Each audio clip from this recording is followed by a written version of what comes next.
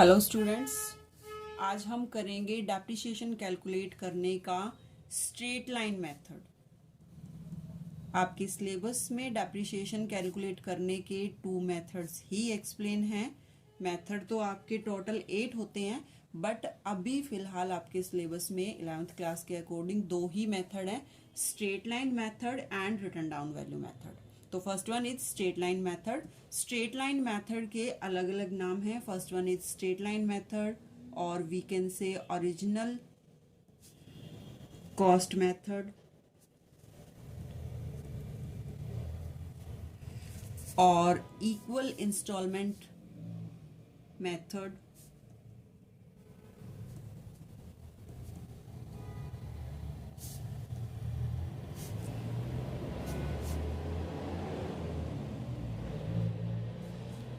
और fixed installment method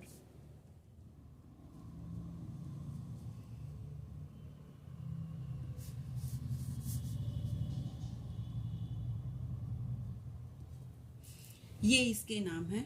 इसके नाम से ही आप समझ जाते हैं, आधी चीज हमें नाम में ही मिल जाती है चीज के। स्ट्रेट लाइन मेथड मतलब बिल्कुल एक स्ट्रेट लाइन में चलना है आपको। दूसरा ओरिजिनल कॉस्ट। ओरिजिनल कॉस्ट क्या होती है? जिस पर हम एसेट को खरीदते हैं। तो सिर्फ हमने एसेट को जिस वैल्यू पर परचेज किया है, जिस कॉस्ट जो कॉस्ट हमने उसके लिए पे की है, उस कॉस्ट के ऊपर डेप्रिसिएशन कैलकुलेट करना है आपको एवरी ईयर। और इक्वल इंस्टॉलमेंट मेथड मींस यहां से ये क्लियर हो जाता है कि इस मेथड में हर बार आपको डेप्रिसिएशन की इक्वल इंस्टॉलमेंट भरनी है। आप हर साल इक्वल अमाउंट पे करोगे। एंड और फिक्स्ड इंस्टॉलमेंट मेथड मींस इसमें भी आपकी जो इंस्टॉलमेंट है वो फिक्स है। ऐसा नहीं है कि आपको हर साल अलग अमाउंट पे जो है डेप्रिसिएशन की फॉर्म में शो करनी पड़ेगी। आप हर बार जो है वो डेप्रिसिएशन सेम इंस्टॉलमेंट पे करनी है आपको। ये हैं इसके 4 नाम, और इनके चारों नाम से ही ये क्लियर होता है, सबका कंक्लूजन यही है कि हर साल आपको एक ही अमाउंट पे करनी है। वो अमाउंट आपकी उस एसेट की जो एस्टिमेटेड लाइफ होती है उसके ऊपर भी डिपेंड करती है, और या फिर अगर वो एक फिक्स परसेंटेज में भी हो सकती है। हो सकता है कि आपको बोल दे 10% रेट ऑफ डेप्रिसिएशन, ठीक है, आपको लगानी है on the original cost method या फिर स्ट्रेट लाइन मेथड या फिर equal installment method.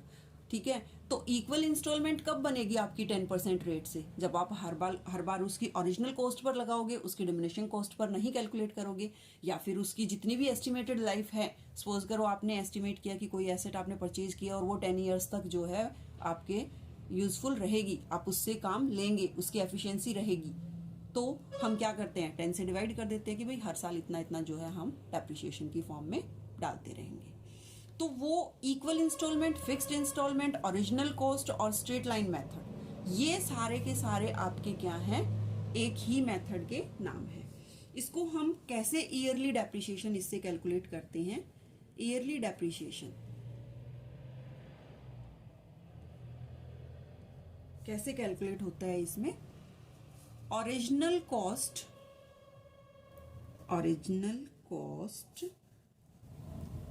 of asset minus scrap value upon estimated life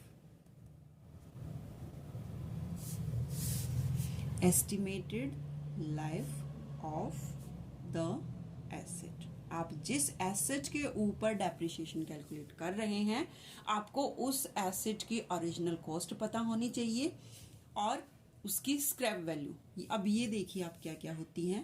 original cost is of the asset is the cost on which the asset was purchased, जिसके ऊपर आपने asset को जितने रुपए में खरीदा था, वो होती है original cost of the asset. ठीक है, और we can say purchasing price of the asset. ठीक है। Second, scrap value. हम उसके पहले मैं आपको बताती हूं एस्टिमेटेड लाइफ। एस्टिमेटेड लाइफ क्या होती है? हम जब एसेट परचेज करते हैं तो हम ये एस्टिमेट करते हैं कि एसेट जो है वो कितना टाइम चलेगी। भाई हमने जो मशीनरी खरीदी, हमने जो प्रिंटर खरीदा, हमने जो रेफ्रिजरेटर खरीदा, हम उसके लिए ये एस्टिमेट करेंगे कि ये कितने साल तक चलेगा, कितने साल तक ये चीज़ हमारे यूजफुल रहेगी, कितने साल ये चीज़ एफिशिएंटली वर्क करेगी। तो हम वो एस्टिमेट करते हैं कि इसकी एस्टिमेटेड लाइफ क्या है, और वो हम एस्टिमेट ही कर सकते हैं क्योंकि इस चीज़ की कोई गारंटी नहीं है कि अगर हमने किसी चीज़ को 10 ईयर्स एस्टिमेट किया है तो वो 10 ईयर्स ही चलेगी। मे बी वो उससे ज़्यादा चले, मे बी वो उससे पहले ही खराब हो जाए। तो ये होती है estimated life.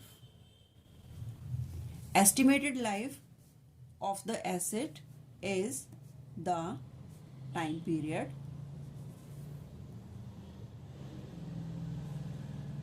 for which the asset can be used efficiently। अच्छे से जब तक हम उस एसेट को यूज कर सकते हैं वो होती है उसकी एस्टिमेटेड लाइफ। अब जब वो मान लो हमने एक एसेट का फिक्स किया कि फॉर एग्जाम्पल 10 ईयर्स मैंने ली,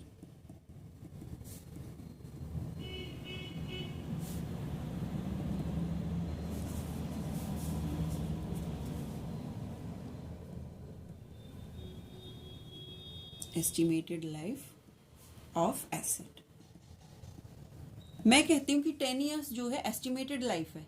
अब एस्टिमेटेड लाइफ जब मान लो 10 ईयर्स के बाद हो सकता है मशीनरी उससे ज़्यादा भी चले और हो सकता है वो उससे कम चले, लेकिन क्या आपके पास जो मशीनरी है जब वो 10 ईयर्स के बाद आपके यूज़ में नहीं रहती तो क्या उसके स्क्रैप की आपको कोई वैल्यू नहीं मिलती? हम उसकी जो बची हुई जो उसका स्ट्रक्चर होता है, जो वो थोड़ी बहुत काम करने के लायक होती है, जिसको लोग रिपेयर करके यूज़ कर लेते हैं, उससे हमें कुछ तो वैल्यू मिलती है, थोड़ा बहुत तो हमें मिलेगा। वो होती है उसकी scrap value.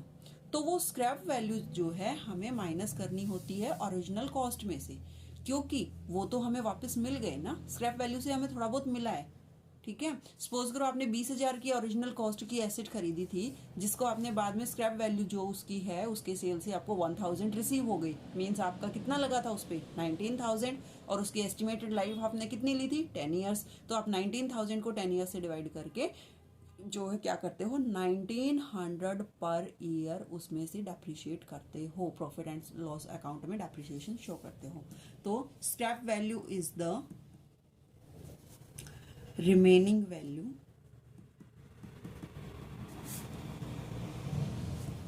of the asset after 10 years। जो एस्टिमेटेड लाइफ है या और आफ्टर एस्टिमेटेड लाइफ। जब एस्टिमेटेड लाइफ जो है इसकी ख़त्म हो जाती है उसके बाद जो है जो उसकी वैल्यू होती है उसे कहते हैं स्क्रैप वैल्यू। तो ये है आपका स्ट्रेट लाइन और ओरिजिनल कॉस्ट और इक्वल इंस्टॉलमेंट और fixed cost method, fixed installment method of calculation of depreciation और computation of depreciation on fixed assets. तो आई होप आपको ये समझ आया होगा। अगर नहीं समझ आया तो मुझसे आप इस बारे में पूछ सकते हैं, कोई भी डाउट ले सकते हैं।